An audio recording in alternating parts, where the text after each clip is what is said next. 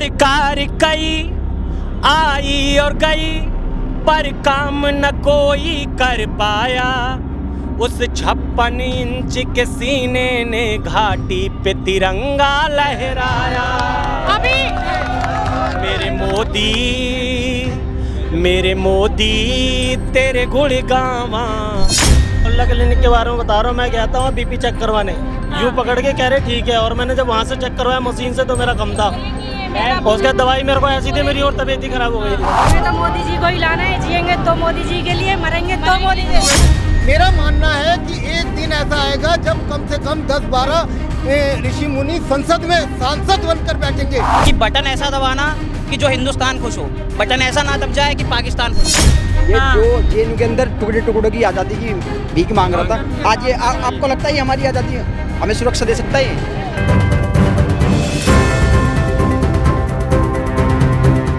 Student हैं आप, अच्छा।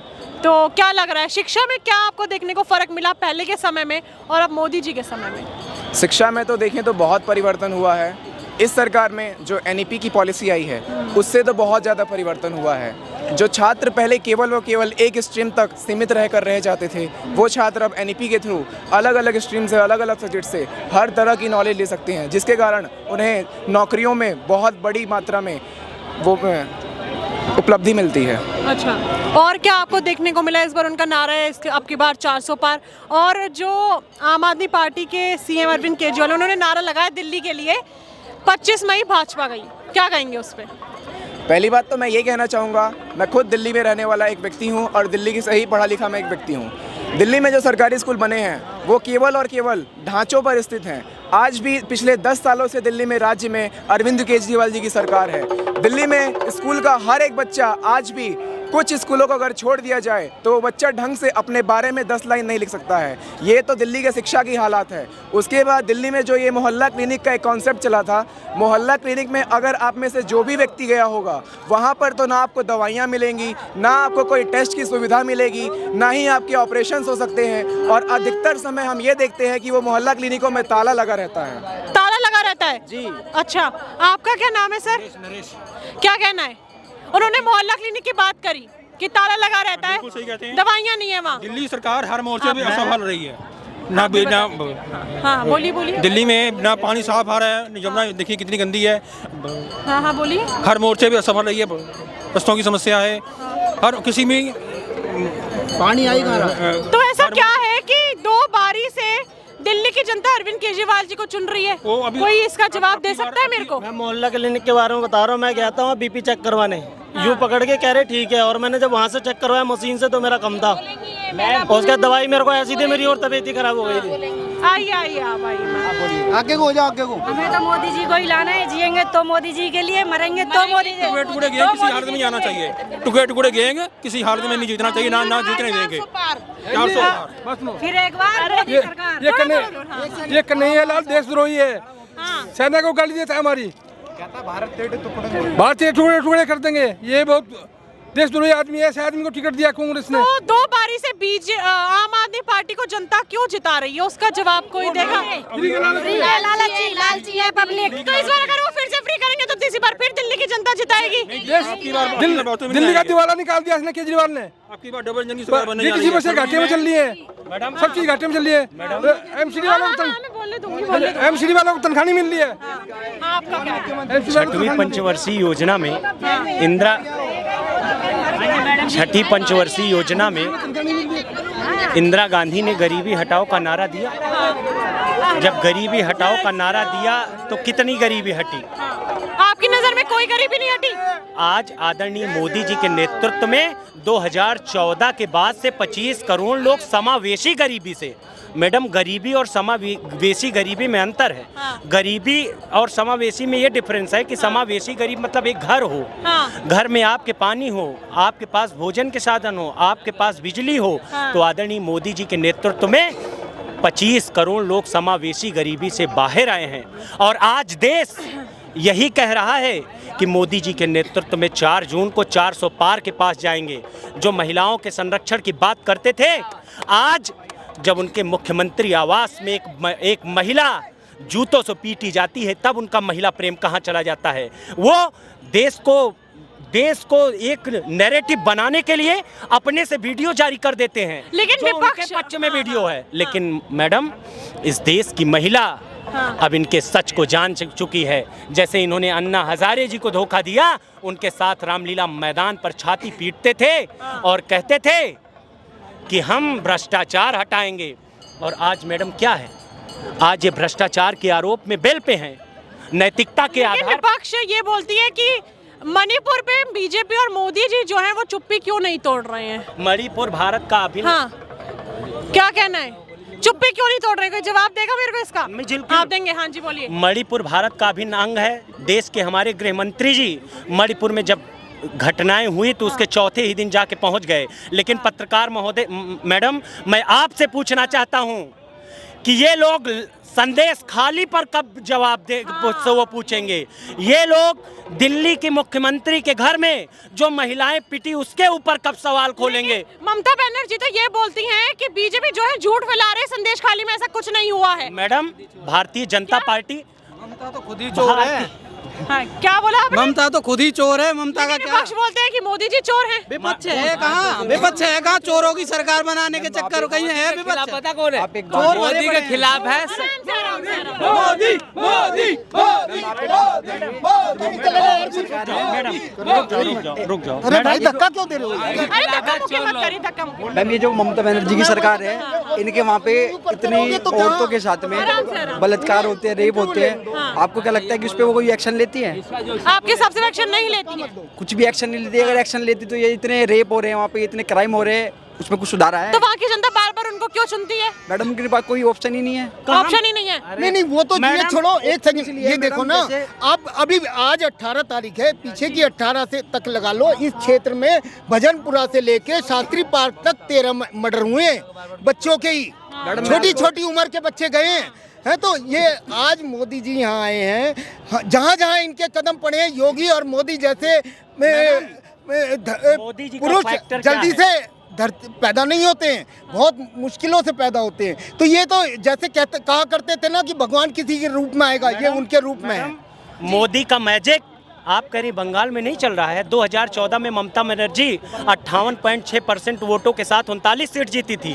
2019 में भारतीय जनता पार्टी 18 सीटें जीतती है। उनके वोट परसेंट का मार्जिन कितना हो गया मैडम? आधे से कम। और इस बार मोदी जी के नेतृत्व में आप देखिएगा मैडम, बंगाल में 30 सीटें भारतीय जनता पार्टी अपने दम पर जीती जा रही है। और जो राजनीति कर रहे हैं उनको मैं आपके चैनल के माध्यम से दो कड़ियों में जवाब देना चाहता हूं। सरकार कई आई और गई पर काम न कोई कर पाया, उस 56 इंच के सीने ने घाटी पे तिरंगा लहराया। अभी मेरे मोदी तेरे गुण गावा, तेरे चरणों में झुक जावा, इतनी सी है दिल की आरज़ू। एक फकीर मिला ऐसा जो जपता रहा प्रभु की माला, उस राम भक्त मोदी जी ने श्री राम का महल बना डाला। अभी मैं पूछ तो लूं। अरे आपसे एक क्वेश्चन है। हाँ, मेरे से पूछिए। आपसे एक क्वेश्चन है। अभी आम आदमी पार्टी का आप जिक्र कर रहे थे जिसका, जी। मैं खजूरी विधानसभा से आता हूँ। हमारा विधानसभा उत्तर पूर्वी है।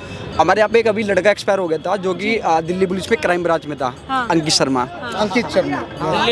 जो कि आम आदमी पार्टी के निगम पार्षद ताहिर हुसैन, आम आदमी पार्टी के निगम पार्षद ताहिर हुसैन है, जो कि आज भी उनका जो घर उनका सीज वगैरह करा था सारा ओपन है, सारी कंपनियां उनकी चल रही है। मैं ये पूछना चाहता हूँ आपके माध्यम से कि ये केजरीवाल सरकार ने उसके ऊपर क्या एक्शन लिया? उसको जेल में घेरने के लिए क्या उसको न्याय मिल गया? उसकी मम्मी, उसके पापा भी आज मैं देश से आपके चैनल के माध्यम से एक सवाल पूछता हूं, और यहाँ जितने मेरे भाई खड़े हैं बुरी नैतिकता के साथ सच बोलिएगा। उम्र के लोग खड़े हैं सर, युवा नहीं है सर। मैडम, परसों चरणजीत चन्नी ने प्रेस कॉन्फ्रेंस की। पंजाब के पूर्व मुख्यमंत्री ने, उन्होंने क्या कहा? उन्होंने सरेआम कहा कि केजरीवाल तो जेल से बेल पे है, इसने शराब घोटाला किया है। वो कौन है? कांग्रेस के ही तो मुख्यमंत्री हैं, पूर्व मुख्यमंत्री हैं। और आज दिल्ली में कांग्रेस साथ साथ, तो ये लोकतंत्र का गला नहीं घोटा जा रहा है मैडम कि एक तरफ आप दिल्ली में एक साथ और पंजाब में आपको गाली मिल रही है। बस वही कहूँगा। कन्हैया कुमार जी को टक्कर देते हुए नजर आ रहे हैं मनोज तिवारी जी को। आपको क्या लगता है हमारी दिल्ली विधानसभा से कांग्रेस पार्टी से कन्हैया को जिसको टिकट दी गई है, आम आदमी पार्टी और कांग्रेस जो दोनों ने मिलकर इसको टिकट दी है, वो जेएनयू में देश विरोधी के नारे लगाते थे। मैं भी एक स्टूडेंट हूँ, मैं भी छात्र संघ अभी जीत का है हम। तो क्या वो लगता है कि वो देश विरोधी के जो नारे लगाते हैं हम उसको वोट देंगे? वो क्या सोचते हैं कि हम उसको वोट देंगे? जनता पागल नहीं है, ये जनता बहुत होशियार हो गई है। जनता को पता है, आराम से मैडम जनता को पता है। भारतवर्ष की धरती, भारतवर्ष की धरती ये ऋषि मुनियों की धरा है। ऋषि मुनि पर्वतों पे जप और तप किया करते थे, और आज ऐसा समय आ गया है जब जमीन पे, पृथ्वी पे अत्याचार बढ़े हैं, तब उन्हें अपने त्रिशूल और कमंडल लेकर नीचे आना पड़ा है। तो अभी कौन आया है? मेरा मानना है, बता रहा हूँ, मेरा मानना है कि एक दिन ऐसा आएगा जब कम से कम 10-12 ऋषि मुनि संसद में सांसद बनकर बैठेंगे। ये देश एकदम ठीक हो जाएगा। आपको आगे ऐसे दिख रहा है कि ऐसा होने वाला है? यस, एक सेकंड भैया, एक सेकंड मैं क्या नाम, इसीलिए कहना चाहूंगा कि देखिए, ऋषियों के यज्ञों की ज्वाला बदला लेने को भड़की है। हाँ, गीत गा रहे हैं। गीत नहीं गा रहा मैं। मनोज तिवारी जी आ गए। नहीं, मैं जी आ रहे हैं। 400 पार, एक मिनट, और मोदी जी की सरकार आ रही है पूरे बहुमत से। ऋषियों के यज्ञों की ज्वाला बदला लेने को भड़की है। हाँ, प्रतिघात आज होगा इंद्रासन वाले पापों का, सुर मंडल के, मुनि मंडल के, गौ मंडल के संतापों का। आप क्या काम करते हैं? अपनी प्रतिहिंसा की पीड़ा अब शीघ्र मिटाएगी पृथ्वी, असुरों के ताजे लहू से जी भर कर नहाएगी पृथ्वी।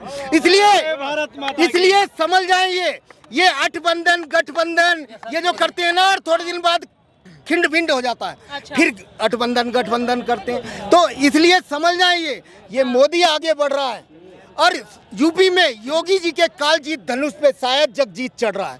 मैडम, यहाँ पे चलिए यहाँ के लोगों से बात करते हैं इधर। हाँ जी, क्या बात कर रहे हो? कन्हैया लाल की जमानत जब्त होगी। कन्हैया कुमार की जमानत जब्त होगी। देश का द्रोही है, देशद्रोही है। धरा डोलती है और गगन कांपता है, और स्वयं महाकाल भी मोदी जैसे प्रधान की जय बोलता है। मेरा कहना यह है कि आज से 15 साल पहले हम लोगों की तनख्वाह 4000 रुपए थी, आज हमारी 20,000 है। अब मैडम ये बताइए, महंगाई कहाँ बढ़ी? विपक्ष तो यही कहता है महंगाई, बेरोजगारी बढ़ गई। भ्रष्ट लोग हैं, वो भ्रष्ट लोग हैं, वो महंगाई बोल रहे हैं। हम तो ये कहना चाह रहे हैं मैडम कि हमारे देश को आज कोई नीर का हीरा मिला हुआ है, जिसे कहते हैं कोई नीर का हीरा होता है ना। विपक्ष आजकल बेरोजगार है, तो उनको महंगाई लग रही है। हम रोजगार कर रहे हैं, मैं नौकरी कर रहा हूँ, मेरे लिए महंगाई नहीं है। मैं आज की डेट में जो कमाता हूँ ना, उससे घर के खर्चा आराम चलाता हूँ, निकल जाता है आराम से, बहुत आराम से। बेरोजगारी उन्हीं लोगों को ज्यादा लग रही है जो फ्री का खा रहे हैं दिल्ली में बैठ के। ठीक है, उनके लिए बिजली फ्री है, ठीक है, उनके लिए राशन फ्री है, तब भी उनको बेरोजगारी लग रही है। अब एक बात बताओ, जिसका पेट भरा हो, ठंडी हवा मिल रही हो खाने को, वो क्यों कमाने बाहर निकलेगा? तो उसके लिए बेरोजगारी है ना। अब दूसरी चीज़ मैं ये बोलना चाहूँगा, एक ही चीज़ बोलूँगा कि बटन ऐसा दबाना कि जो हिंदुस्तान खुश हो, बटन ऐसा ना दब जाए कि पाकिस्तान खुश रहे। ठीक है, तो मोदी जी को लेके आना भाई, सीधी बात। अब की बार मोदी सरकार 400 पार। ये तो जो अदर पर्सन है, ये तो सीधा 2 राशन बिके कोरोना में बटे हैं, और कहते हैं कि महंगाई। इन्होंने खाने के बजाय बेचे और कहते हैं कुछ करान। और देखो ये सरकार, ये क्या लिखा है? क्या लिखा है? मोदी जी से निवेदन, टुकड़े गैंग वालों से हमारे देश की रक्षा करें। मैडम, ये जो बंदा है, ये जो जेएनयू के अंदर टुकड़ों की आज़ादी की भीख मांग रहा था, आज ये आपको लगता है हमारी आज़ादी हमें सुरक्षा दे सकता है? मैं क्या आपको लगता है हमें सुरक्षा दे सकता है मैडम? ये जो भारत के टुकड़े करने की बात कर रहे हैं, उसकी हम उम्मीद रखेंगे? इससे क्या उम्मीद रखेंगे कि हमें आने वाले टाइम में नौकरी देगा, स्वास्थ्य देगा, अच्छा, मेरा एक सवाल है आपसे। ठीक है, मेरा एक सवाल है आपसे, मेरा अपना खुद का नहीं है, ठीक है, जनता वाले। हाँ, जनता का ही है। आप युवा हैं, कुछ युवाओं का ऐसा कहना है कि मोदी जी के राज में एजुकेशन सिस्टम बेशक बहुत अच्छा हुआ है, लेकिन महंगाई बेरोजगारी बढ़ी है। तो ये कहना चाहते हैं कन्हैया कुमार जी जो हैं वो भी एक युवा है, तो वो उनके मन की भावना समझ पाएंगे कि क्या प्रॉब्लम है। अच्छा मैम मुझे एक बात बताइए, हम इसको अगर जिता देते हैं, क्योंकि ये फ्री में सब कुछ डाउन कर देगा, ये हमें नौकरी देगा, ये डेली पिट रहे हैं, कल भी पर मार पड़ी है, कल भी इसमें 4 थप्पड़ पड़े। अभी जहाँ पे हमारी रैली हुई आज, इसके पल्ली साइड में उसका रोड शो था, पैदल रोड शो। वो हम जैसे युवा नेता था, हम जैसे भाई था, हम जैसे भाइयों के बीच में से निकल के आया है, हम जैसे भाइयों में से बीच में से निकल के आया है, और उसको माला पर आई है इज्जत के साथ, और उसको जो गुद्दी पे चाटा दिया ना मैडम, ये क्या है ये आजकल चाटा मार के क्या साबित करना चाहता है कि क्या गलत है क्या सही है, और हमारा जो कैंडिडेट है कौन ठीक है कौन गलत है। कन्हैया कुमार जी एक ऐसे शख्स हैं जो कि देश को आगे नहीं बढ़ाएंगे, ये देश को दुबारा। कुछ लोगों का ऐसा कहना है कि मनोज तिवारी जी जो हैं वो मोदी जी के चेहरे पे लड़ते हैं, जब इलेक्शन का समय आता है तब वो यहाँ पे नजर आते हैं, उससे पहले नहीं नजर आते। क्या कहना है? मनोज तिवारी जी 2 बार जीत चुके हैं और धरातल पे वो काम करते हैं, धरातल पे काम हुआ है, जनता मनोज तिवारी जी 2 बार सांसद रह चुके हैं यहाँ पर, 10 साल से हैं, और इस बार भी वही जीतेंगे। वो काम करते हैं, पब्लिक के साथ में बीच में होते हैं। वो उन्होंने यहाँ के उत्तर पूर्वी दिल्ली के लिए क्या काम करा? कोई दो काम मुझे बताइए। ये किया है, और भी जैसे यहाँ पे जो रोड हैं, जैसे चौड़ीकरण है, अंदर जो गलियां हैं। कौन सी रोड चौड़ी कराई है? काम चल रहा है अभी मैडम, उनके बता देता हूँ काम क्या कर रहे हैं। जो हमारे बाहर का सिग्नेचर ब्रिज था, सिग्नेचर ब्रिज के हमारे खजूरी के जो फ्लाईओवर है, ये किसने बनवाया था? ये आम आदमी पार्टी का आने से पहले यहाँ काम चालू था। तो क्या इसको आम आदमी पार्टी को क्रेडिट देना चाहिए कि आम आदमी पार्टी ने करा है? ये कांग्रेस के टाइम से पहले के। आप बड़ा खफा नजर आ रहे हैं मैडम। बात खफा की नहीं है, जो सच्चाई है मैं आपको रियलिटी बता रहा हूँ। मैं मतलब आपको रियलिटी चेक मिल गया है मैडम। हम पढ़ने लिखने के बाद, इतना पढ़ा होने के बावजूद मेरी सीएलसी चल रही है, मेरी लॉ चल रही है, अभी लॉ करने के बाद अभी हमें कुछ महाचोर है। अब आप एक बात बताइए, देश को सुधारने की तरफ को चलना चाहिए, देश को बिगाड़ने की तरफ को चलना चाहिए? देश को एक के साथ में एक दारू फ्री दे करके, रेड वाली पिंक दारू लड़कियों के लिए बना करके दे करके, उससे क्या देश सुधरने की तरफ को चलेगा क्या? या देश बर्बाद होगा उससे?